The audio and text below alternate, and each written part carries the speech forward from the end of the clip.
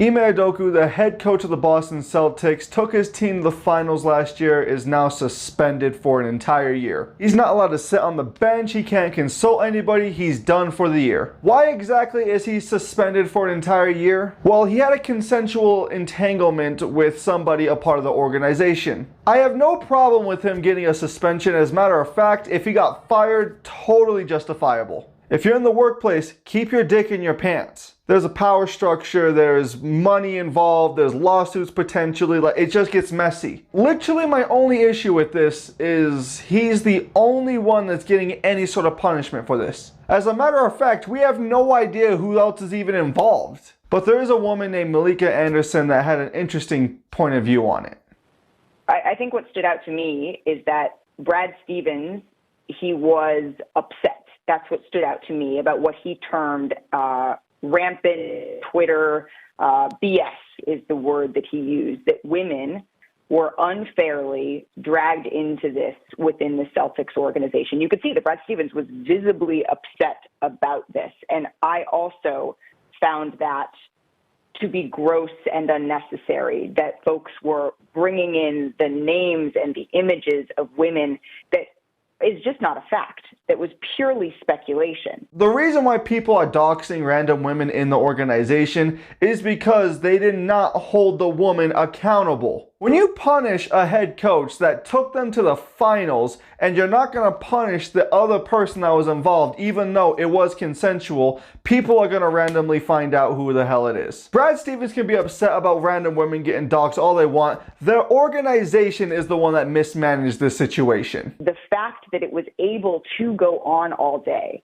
the fact that we are sitting here debating whether somebody else should have been suspended or not, we are not here, Stephen A., to further blame women. That is not why we are here.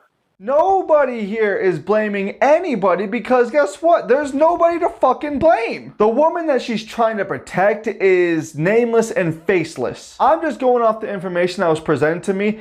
They said it was consensual. Everything is saying it was consensual. I understand a lot of these policies that have been put in place to protect women, but when women are engaging in the same fuckery that men are, they need to be held accountable. I don't care if it's good PR or not. It is bullshit on how men always get the short end of the stick when it comes to these type of situations. So when she says, oh, we're not placing blame on women, no, we're holding this person accountable. I don't care what race you are, I don't care how old you are, I don't care what gender you are or what gender you believe you are, it doesn't matter. If you do something wrong, you need to be held accountable for your actions. Over here trying to make it seem like we're just blaming people. Hell no, we need to hold people accountable. First of all, let me be very clear. I don't appreciate where you're going with that. I'm not blaming anybody but Ime Udoka. He deserves Ime Udoka. Ime Udoka. Ime Udoka. He deserves.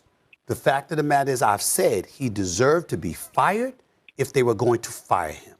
If you're not going to fire him, then don't fire him. My issue is all of this being publicized. The point that I'm trying to make is just like you're not mentioning. Excuse me. I listened to you. You're the one telling me to stop on my show. It ain't happening. Woo! That's what I'm talking about, Stephen A. That's what I'm talking about. Put her in a damn place. Okay, that's number one. Number two, I've already said he deserves to be fired or he deserves to be there and handle it internally and privately. If you're not going to handle it privately, if you're going to publicize it in that fashion, then obviously it provokes everybody wanting to know, okay, well, who are the parties involved? The fact that it was publicized and the information is it was a consensual entanglement. Nothing illegal happened, it's just policies. Like I said before, I understand why these policies are in place. There are power dynamics, there are salaries involved, there's potential lawsuits, so I totally understand why these things are in place. But I've known guys that lose their job because they put a hand on a woman's shoulder. I've known guys that went to HR because they looked at a girl that made her feel uncomfortable. I know guys that went to HR because the woman didn't like the tone that he was using with her. I've always thought that it was kind of weird that men really just didn't want to work with women or even train them in the workplace, but now I fucking get it. If they so much talk to them in a way that they don't like, they gotta go see HR and they're getting written up for it. It's just the amount of things that I've heard women say openly and seen what they do to guys openly, and not one of them has gone to HR for it, is fucking crazy. And if this doesn't show you how unfair it is for men in the workplace, I don't know what will. But what do you guys think? Be sure to let me know in the comment section down below. Don't forget to leave a like, subscribe, and everybody, just remember, I am a nobody from nowhere, so really, what do I know? Peace.